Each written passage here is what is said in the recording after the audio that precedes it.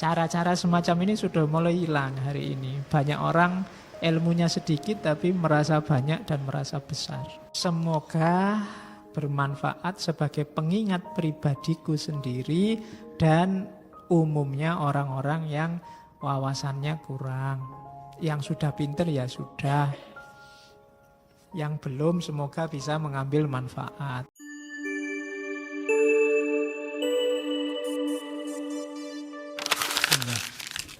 Assalamualaikum warahmatullahi wabarakatuh. Bismillahirrahmanirrahim. Alhamdulillahirabbil alamin. Wa bihi nasta'inu ala umurid dunya waddin. Allahumma sholli wa sallim wa barik ala habibina wa syafi'ina sayyidina wa maulana Muhammadin wa ala alihi wa ashabihi wa man tabi'ahum bi ihsanin ila yaumiddin. Amma ba'du. Bismillah. Mari kita lanjutkan ngaji filsafat kita dalam tema scientific attitude, akhlak atau adab ilmiah dalam Islam. Malam ini kita ketemu beliau, ulama besar, Kiai Haji Muhammad Hasyim Asy'ari.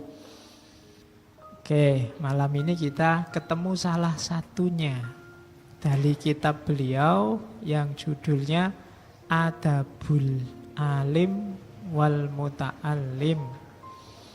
Etika seorang guru, orang alim, wal muta'allim, dan orang yang belajar. Ya kalau mau didefinisikan, kita semua itu alim sekaligus muta'allim. Sedikit apapun ilmu yang kita punya, sebenarnya kita punya tugas untuk menyampaikan. Diakui atau tidak, kita itu punya level tertentu kealiman, level pengetahuan tertentu. Tapi juga pasti ilmu kita tidak final. Kita juga seorang muta'alim, pembelajar. Muta'alim yang tidak alim berarti ilmunya tidak manfaat. Murid yang tidak jadi guru itu ilmunya sia-sia, tidak jalan. Yo ngajar itu kan tidak cuma ceramah kayak gini. Kamu mencontohkan, menjalankan ilmumu sehingga orang lain meniru, itu juga kan sama dengan ngajar. Jadi muta'alim itu harus alim. Kalau tidak begitu ilmunya tidak berbuah. Dan alim juga harus muta'alim.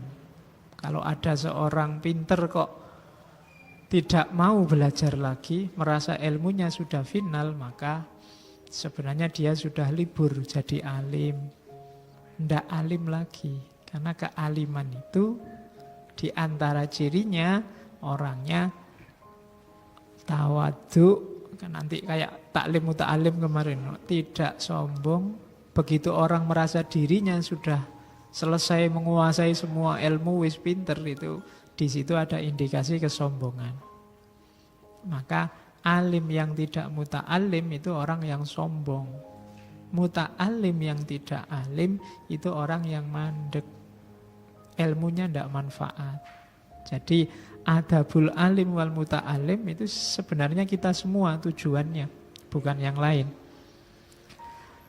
Jadi kalian juga harus niatnya begitu. Nawa itu cari ilmu, tapi tidak boleh berhenti di situ. Kalau sudah dapat, mengamalkan ilmu, baik dengan cara ngajar secara harafiah jadi guru, atau menjalankan ilmu itu sehingga orang lain belajar padamu. Oke, jadi kalau ada yang bilang, Pak, saya tidak bercita-cita jadi guru, Pak, tidak apa-apa. Tapi otomatis kamu orang yang berilmu itu nanti mesti ngajar ke yang lain. Kalau ilmunya manfaat, tidak harus jadi guru. Tidak harus jadi dosen. Oke, bismillah, kita lihat apa dawuhnya Mbah Hasyim Asy'ari tentang adabnya seorang alim dan muta'alim.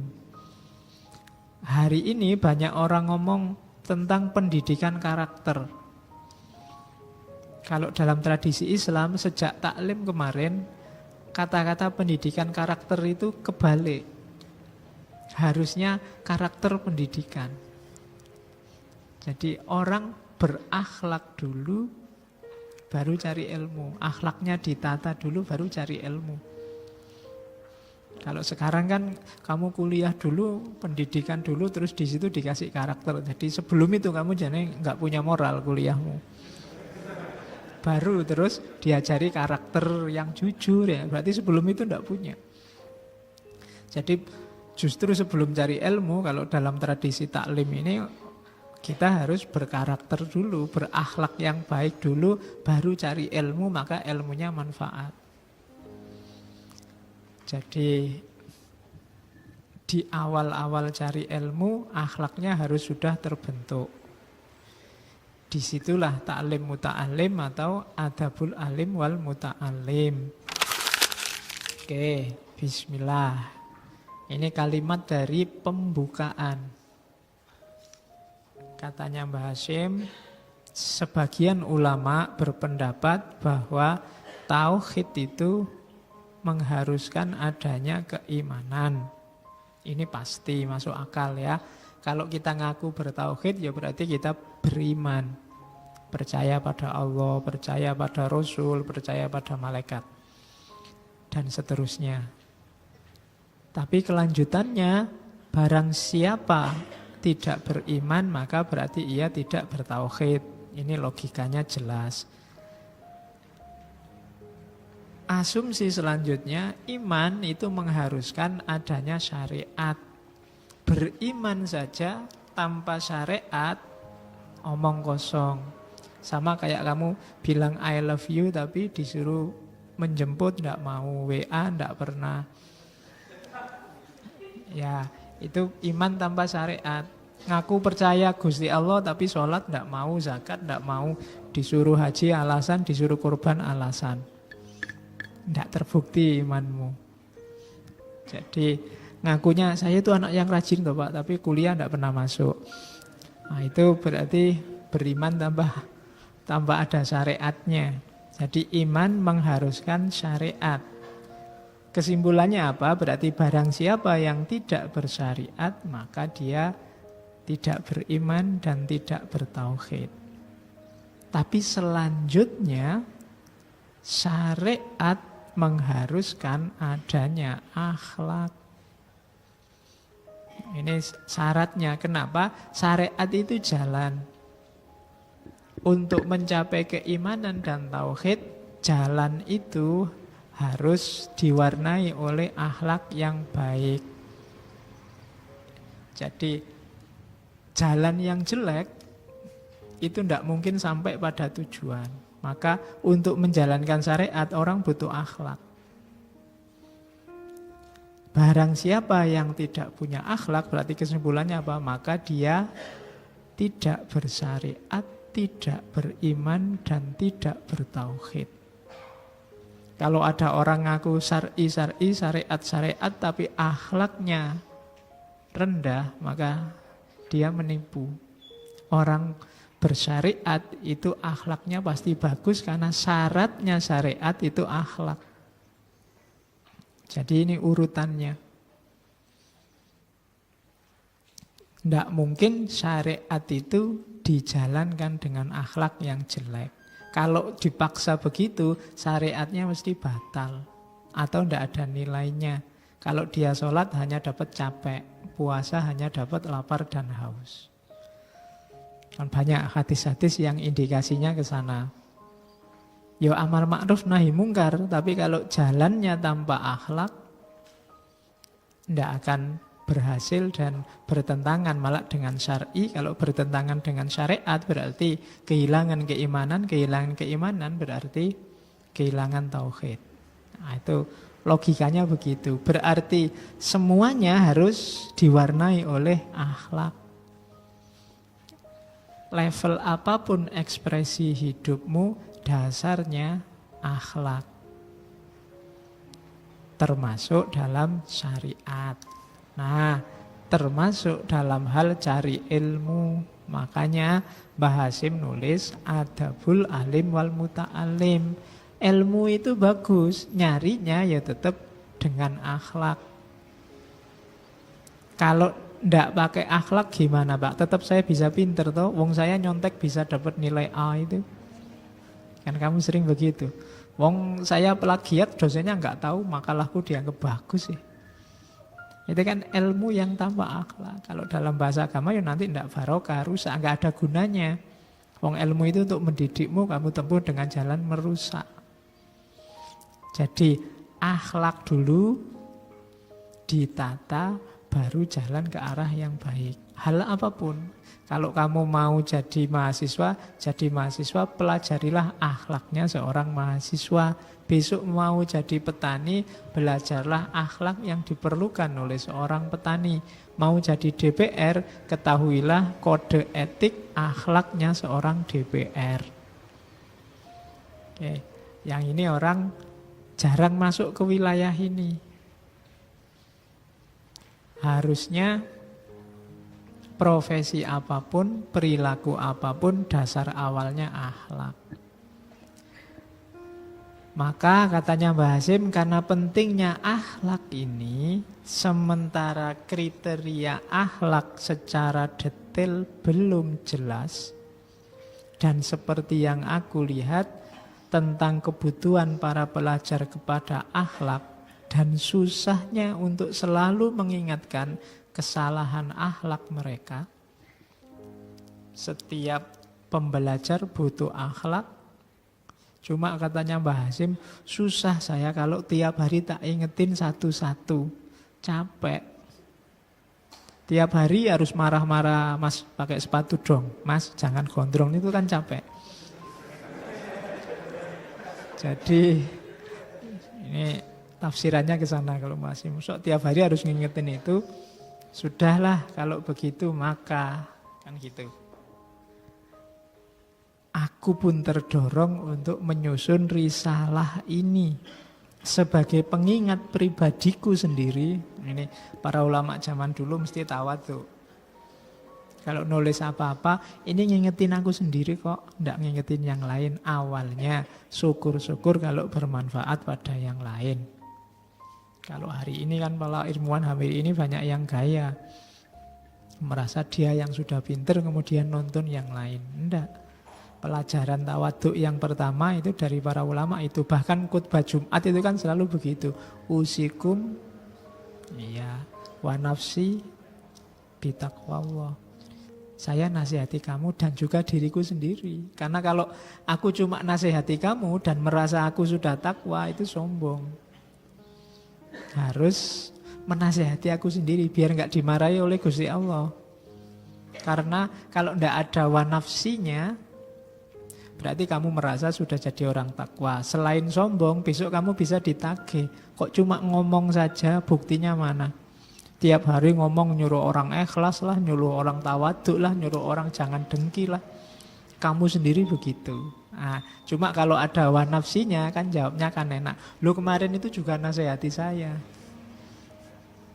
Enggak cuma nasihati orang lain, jadi saya juga berjuang. Nah, perjuangan ya kadang-kadang gagal. Jadi cara berpikirnya lebih taktis kalau para ulama zaman dulu. Tidak serta-merta orang pintar terus ngajari yang lain. Tidak. Ini semoga bermanfaat sebagai pengingat pribadiku sendiri dan umumnya orang-orang yang wawasannya kurang. Yang sudah pintar ya sudah. Yang belum semoga bisa mengambil manfaat. Wah, itu gaya bahasa tawaduk khas para ulama besar. Jadi bedanya ulama besar sama ulama ndak besar itu. Kalau ulama ndak besar itu yang besar omongannya. Ngomongnya besar-besar semua. Oke, terus aku beri nama risalah ini Adabul Alim wal Muta'alim. Semoga dengan risalah ini Allah memberi manfaat dalam kehidupan ini. Lagi-lagi kalimatnya kan indah. Tidak semoga buku ini memberi manfaat bagi pembaca. Tidak. Manfaat itu tidak datang dari buku atau pengarang. Manfaat datangnya dari Allah. Maka semoga dengan risalah ini Allah memberikan manfaat. Baik dalam hidup ini maupun nanti setelah meninggal. Oke, cara-cara semacam ini sudah mulai hilang hari ini. Banyak orang ilmunya sedikit tapi merasa banyak dan merasa besar. Padahal kalau dibandingkan beliau-beliau para ulama itu, ilmu kita tidak ada apa-apanya. Apalagi kamu, saya aja merasa tidak ada apa-apanya. Guru-guru saya yang terjangkau oleh saya juga masih banyak yang di atasnya, lebih luar biasa lagi. Jadi pokoknya level kita itu sangat tidak pantas kalau merasa pinter. Itu maka hilangkan rasa besar, rasa tinggi di level apapun. Saya sering wanti-wanti ini. Karena selain tidak pantas juga nanti diketawain orang. Wong kayak gitu kok ngaku pinter. Yang di atasmu banyak. Di level apapun, dalam bentuk apapun, maka paling tidak kita teladani beliau-beliau ini. Seandainya kok ada bantuan dari Allah, kalian bisa nulis buku ya. Semuanya dari Allah. Semoga Allah memberi manfaat yang membaca buku, bukan bukumu dan dirimu yang memberi manfaat. Kalau ada 1-2 tulisanmu yang bagus dan dipuji orang ya, terima kasihnya ke atas. Makanya selalu kita disuruh membaca hamdalah, tahmid itu kan karena satu-satunya yang layak dipuji hanya Allah. Tidak usah terlalu kaget, terlalu GR kalau ada 1-2 orang yang memujimu. Karena tidak pantas kamu dipuji. Jujur atau tidak, kamu sendiri yang ngerti bahwa kamu sebenarnya tidak pantas untuk dipuji. Dalam hal apapun. Apalagi kalau kamu jujur, jelekmu jauh lebih banyak daripada yang bagus-bagus dari dirimu. Cuma yang ngerti cuma kamu aja, sama Allah. Ya alhamdulillah Allah masih mau nutupi. Kapan-kapan Allah bosan dibongkar semua, kamu malu nanti. Ya, kan sekarang banyak orang yang sama Allah dibongkar kejelekannya. Jadi kamu hati-hati, jangan sampai Allah tersinggung. Karena kalau Allah merasa, kamu ini sudah terlalu merasa tinggi, merasa besar, merasa penting, nanti mungkin 1-2 kejelekanmu akan dibongkar oleh Allah dan kamu akan pening sendiri. Maka ayo mulai tidak merasa besar. Meskipun tetap kita berusaha untuk melakukan hal-hal yang besar, yang bermanfaat, tanpa harus merasa besar, tanpa harus tertipu kalau banyak yang muji, apalagi cuma jempol di Facebook atau di WA. Ya. Oke, terus. Baru masuk sekarang akhlaknya muta'alim. Nanti yang alim ada di belakang. Oke, sebelum mencari ilmu seorang muta'alim, yang pertama tazkiyatun nafas. Ayo hati kita dibersihkan. Jangan niat macam-macam lah, apalagi yang sifatnya duniawi, apalagi duniawi yang jelek. Jangan ada unsur menipu, kotor, dendam. Nyari ilmu karena dendam kan bisa. Kurang ajar kok temanku IP-nya bagus, besok tak ulang, tak balap IP-nya. Nah, itu nanti nyari ilmu karena dendam. Atau hasud, iri. Alah, baru ngerti gitu aja pamer. Aku juga bisa kalau cuma ngomong kayak gitu, itu hasud namanya.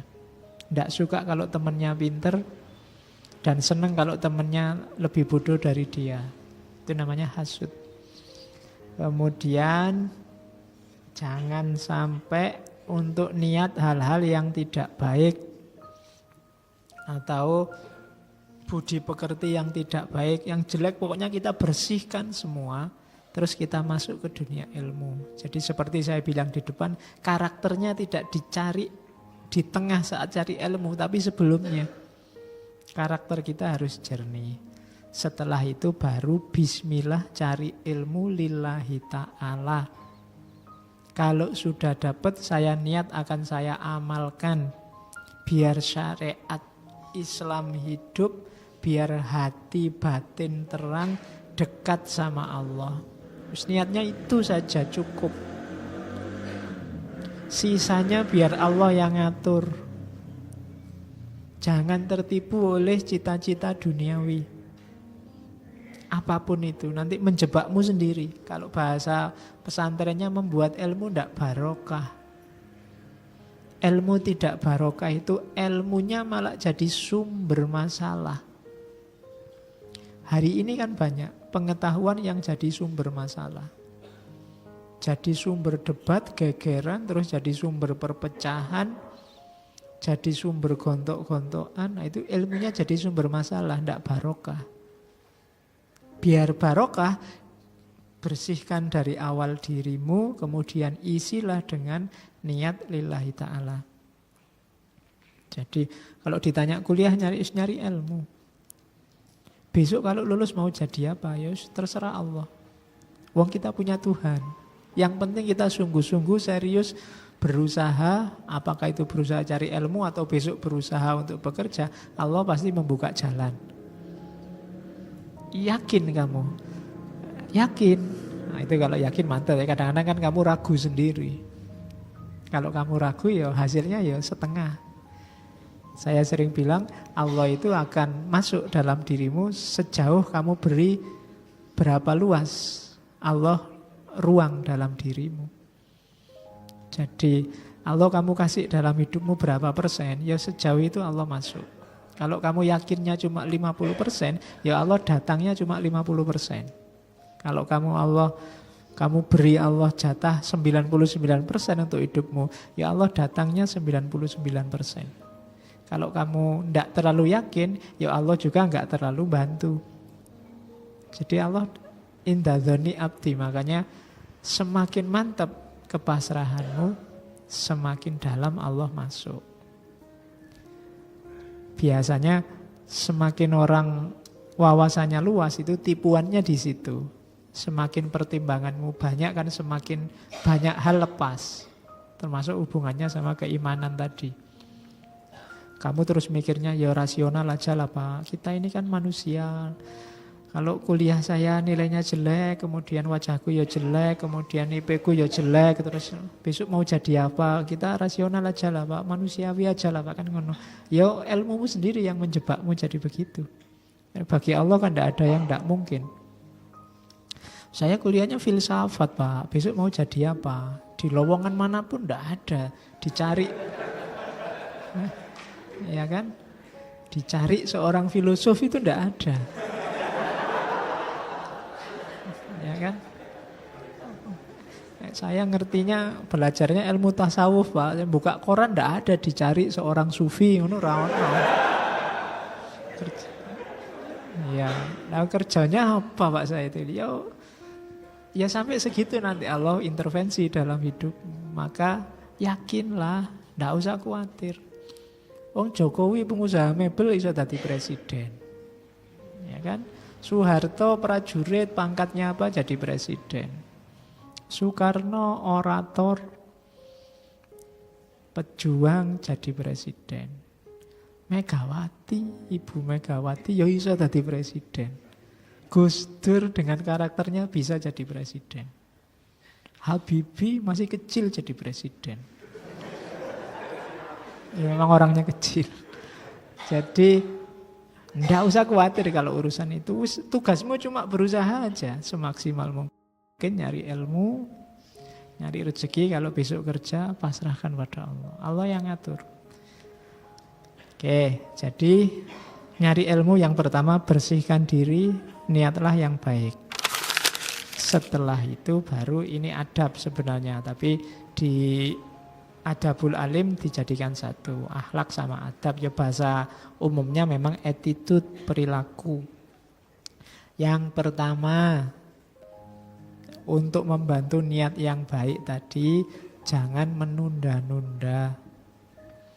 Ini penyakit yang banyak kita alami sebenarnya. Tidak segera dikasih tugas oleh dosennya, nanti di pertemuan ke-13, ya nggarapnya malam sebelum pertemuan ke-13. Akhirnya ke susu-susu. Begitu waktunya presentasi, oh tadi malam lampunya mati ya Pak. Alasannya gitu. Terus belum di print Pak, printer saya kok yang ngadat. Kalau pas ngeprint makalah mesti ngadat Pak. Kalau yang lain enggak. Jadi enggak, kenapa kok enggak kemarin-kemarin? Kita menunda-nunda. Ada tugas nulis ya ditunda-tunda. Kalau kepepet baru senyampe-nyampenya. Segeralah. Karena petunjuk Al-Quran fa'idha faragta fansab. Kalau kerjaanmu yang ini selesai, kamu bisa ganti yang lain segera. Dan nanti kamu akan produktif. Karyamu banyak. Kalau kerjaan satu itu enggak selesai-selesai ya sudah. Mau nulis, semangat Pak nulis, begitu pegang laptop terus sebentar Pak buka Facebook dulu. Ya kan?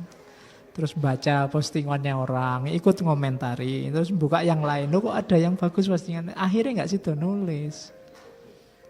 Karena begitu. Mau baca juga begitu. Begitu lihat HP kok WA banyak yang ribut apa ini, terus enggak jadi. Jadi jangan ditunda. Belajarmu, urusan ilmu segerakan, dahulukan. Kalau sudah selesai pingin Facebookan sebentar, main WA sebentar, monggo. Tapi tugasmu selesai, kamu bisa ganti ke tugas yang lain. Jadi nasihatnya Mbak Asim, yuk bersegera. Terus qanaah. Itu gandengannya niat lillahi ta'ala tadi, itu qanaah. Qanaah itu tidak banyak keinginan dan angan-angan. Mikirnya gak usah aneh-aneh, membayangkan yang macam-macam, wis pokoknya sinau aja. Terima aja apapun hasilnya dalam hidupmu tentang apapun. Karena biasanya kalau kamu gak qanaah, sangat banyak hal yang bisa kamu jadikan alasan untuk tidak serius cari ilmu. Pak, yo enak temanku itu duitnya banyak Pak, bisa beli buku terus, saya ndak bisa. Alasan. Pak, ya enak dia Pak, karena kos-kosannya enak, gak terganggu, belajarnya tenang. Saya ini kos-kosan cae kaya setan kabeh. Misalnya. Ya kan kamu sering gitu tuh mengeluh, semua jadi alasan. Karena kamu ndak qanaah. Jadi segera dikerjakan dan qanaahlah terhadap situasimu. Ndak usah, kenapa kamu jadi mengeluh? Karena kamu ingin banyak hal yang tidak kamu miliki. Nanti kalau kamu memiliki yang kamu inginkan yang lain dan tidak ada habisnya. Kalau kayak dia enak Pak, laptopnya edisi terbaru, mau download, mau apa-apa cepet. Saya ini laptopnya masih laptop lama Pak, sering hang, masih harus dipukul-pukul, masih harus digoyang-goyang. Nah, ya selalu mengeluh. Oke, jadi yang kedua qanaah, terima situasi sekelilingmu, atasi itu. Tidak usah terlalu banyak berangan-angan. Karena terlalu banyak berangan-angan, keinginan macam-macam biasanya terus tidak jalan. Yang ketiga, adab akhlaknya pencari ilmu. Selanjutnya, membagi waktu, memanfaatkan waktu. Ini juga yang kita hari ini sangat banyak ketipu oleh waktu. Seolah-olah waktu kita sempit padahal banyak. Seolah-olah kita sibuknya luar biasa, padahal ya nggak punya jabatan apa-apa, nggak jadi apa-apa, itu kaya penting banget. Terus waktunya susah, wah, kapan ya Pak saya bisa mulai nulis?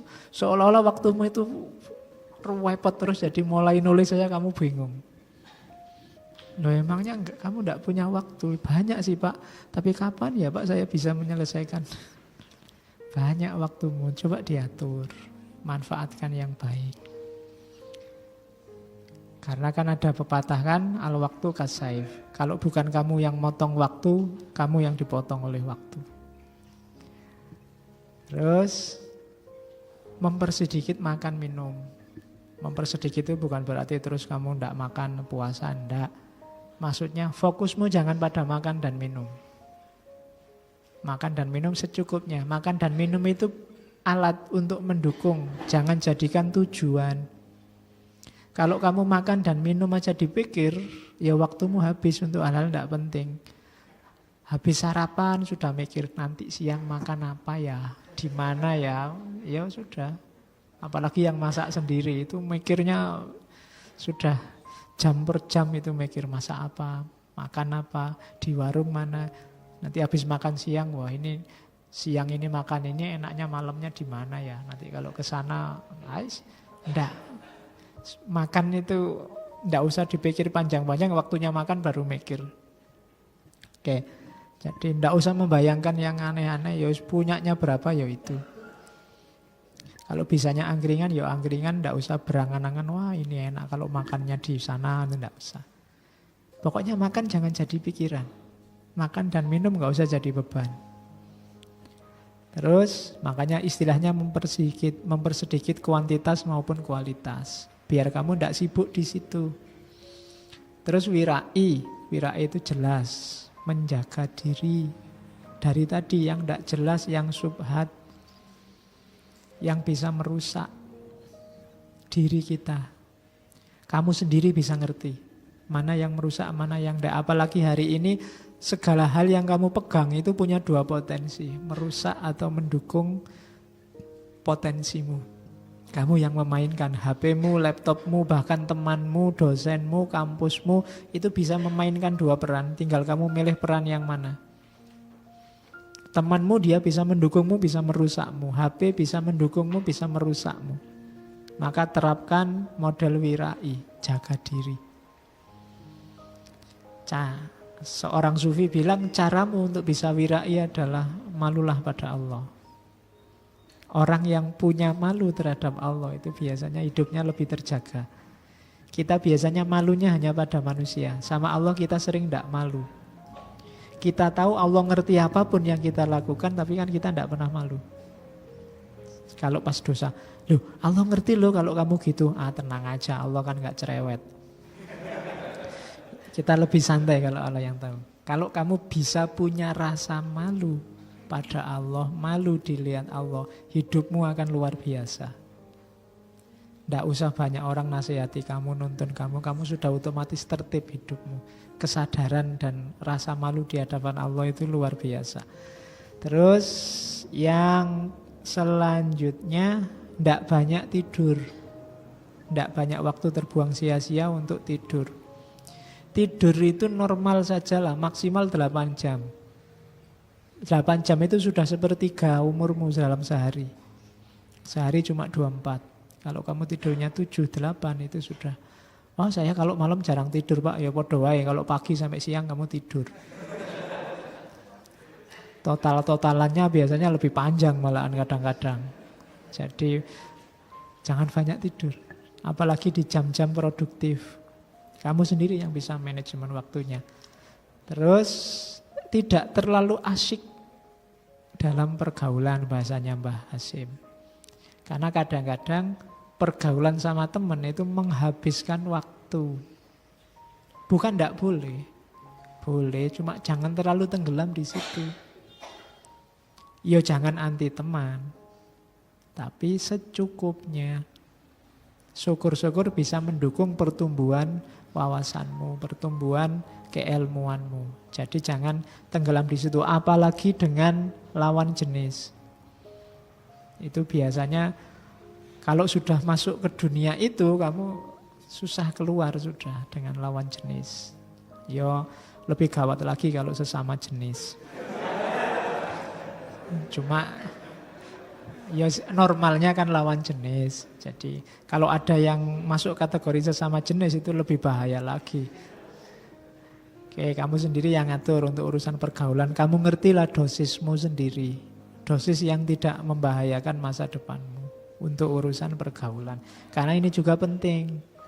Untuk kematangan ilmumu kamu butuh orang lain kadang-kadang. Terus kalau pada guru, ini seorang murid yang pertama, hati-hati milih guru. Itu jelas. Jangan sembarangan, karena guru itu yang nuntun kita. Antara lain kalau nyari guru, yang pertama cari yang profesional sesuai bidangnya. Kalau ingin ngerti urusan kesehatan, ya tanya dokter, ngisi. Pengen ngerti urusan pertanian, tanya petani. Pengen ngerti urusan ibadah, tanya ahli fikih. Yang profesional. Jangan ngawur. Tanya obat-obatan pada petani ya enggak ketemu. Cari yang hatinya lembut kasih sayang. Karena biasanya yang keras agak suka mematahkan hati. Cari yang orangnya lembut, kasih sayang, dan menjaga muru'ah. Bukan orang yang sembrono sembarangan, katanya Mbah Hasim. Karena kita mau ikut mereka. Tidak sekedar untuk popularitas, tapi kita mau manut ke mereka. Kadang-kadang kan kamu nyari orangnya yang nyentrik, yang pikirannya aneh, alternatif. Loh, kamu belajar dari orang-orang kayak gini tidak apa-apa. Tapi untuk jadi guru yang kamu ikuti tuntunannya, cari yang menjaga muru'ah. Dan yang terakhir jangan lupa yang cara ngajarnya bagus, biar kamu mudah paham. Karena meskipun orangnya profesional, kasih sayang, menjaga muru'ah, kalau kamu diajar ndak paham-paham, orang ini ngomong apa tuh? Ngomong apa batu, aku ndak ngerti belas. Nah itu ya kamu pertimbangkan lagi apa cocok. Dan dipahami atau ndak dipahami itu biasanya style tiap orang beda-beda. Ada orang yang kalau dosennya ngomongnya kelemak-kelemek, ndak tegas, ya dia ngantuk. Dia butuh yang gurunya ini yang teriak-teriak, yang ngomongnya keras. Terus sama guru harus patuh, tidak keluar dari nasihat dan aturan. Ini tirakatmu itu, pencari ilmu. Banyak yang kritik, Pak, boleh toh, ndak setuju boleh. Boleh tanya, boleh. Bahkan boleh mendebat, boleh. Lakukan dengan cara yang baik. Tapi secara umum patuhi. Patuhi itu kok kamu tanya ndak dijawab. Debat dia ndak berkenan, ya ndak apa-apa, kamu ikuti. Disuruh apa-apa diikuti, itu tirakatmu. Barokah ilmunya di situ. Banyak orang yang hari ini kalkulasinya rasional. Padahal zaman dulu itu banyak yang mungkin ilmunya nggak terlalu banyak dari pesantren, tapi pulang-pulang jadi kiai, pulang-pulang jadi ulama besar. Itu kalau bahasa pesantren barokahnya ilmu. Orang ilmunya sedikit tapi manfaatnya luar biasa bagi dirinya sendiri atau orang lain. Ada orang yang ilmunya banyak tapi tiap hari hanya bikin masalah. Itu berarti ilmunya kurang barokah. Di antara tirakatnya biar barokah ilmumu adalah hormati guru, muliakan guru, patuhi, berlakulah baik di depan guru. Caranya begitu sebenarnya ya, terhadap semua orang sebenarnya kamu harus akhlaknya baik, memuliakan, menghormati, apalagi di hadapan guru. Terus doakan gurumu, siapapun. Kalau hanya doa aja kamu nggak mau ya agak susah dapat barokahnya ilmu. Bahkan minggu lalu Ali bin Abi Thalib bilang, ana abdu man allamani walau harfan wahidan. Aku adalah hamba siapapun yang ngajari aku meskipun hanya satu huruf. Kalau ada waktu senggang, ada waktu slow, mungkin pas kamu wirid habis sholat, kirimi Fatihah guru-gurumu. Kirimi Fatihah buku-buku, kitab-kitab mu'alifnya yang kamu baca. Kalau habis baca bukunya Nietzsche, ya ila ruhi Nietzsche, Al-Fatihah, no. Kirimi Fatihah orang-orang kamu, karena kamu ngambil manfaat dari ilmunya mereka. Kalau orangnya sudah nggak ada ya kita kirimi Fatihah biar meridhoi, mengikhlaskan ilmunya kita pakai. Terus bahkan kamu juga harus sabar meladeni gurumu. Kalau pas mungkin gurumu marah, gurumu tidak berkenan, menurutmu gurumu keliru, itu kamu butuh kesabaran. Karena jangan-jangan itu ujiannya buatmu. Gurumu sengaja begitu untuk mendidikmu. Itu akhlak kepada guru. Siapapun guru itu. Tidak harus yang ada di sekolahmu. Bahkan teman sekamarmu kalau banyak ngajari kamu, ya dia gurumu. Kalau kalian saling belajar berarti masing-masing saling memposisikan sebagai murid dan guru. Maka salinglah menghormati. Kalau tadi semua orang, semua peristiwa kamu jadikan guru, kamu ambil pelajaran, berarti hargai semua orang. Larinya ke situ nanti. Ini guru, saya tadi bilang semuanya guru, semuanya murid. Kalau jadi guru, kamu butuh kualitas akhlak lebih dalam lagi. Tidak sekedar kayak murid tadi. Dan proses ini jadi dibalik. Kalau kalian yang punya cita-cita jadi guru, sebelum jadi guru, asahlah ini dulu. Insya Allah nanti Allah meridhoi dan kamu dibukakan jalan untuk jadi guru. Berarti kamu siap jadi guru. Jadi yang pertama apa? Muraqabah. Muraqabah itu tadi, hiduplah dengan rasa Allah selalu melihatku. Itu penting. Terus khauf. Innama yakhshallahu min ibadil ulama tadi khauf. Rasa takut. Tenang, khusyuk, tawadhu.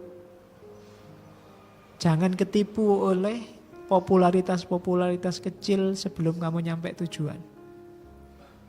Jangan kagetan, jangan gampang panik, tenang, khusyuk, tawadhu. Tenanglah, hidup ini sudah ada yang ngatur, gak usah gampang galau. Apapun yang terjadi, kembalikan pada yang di atas, kamu tenang, khusyuk, dan tawadhu. Terus wirai, jaga diri.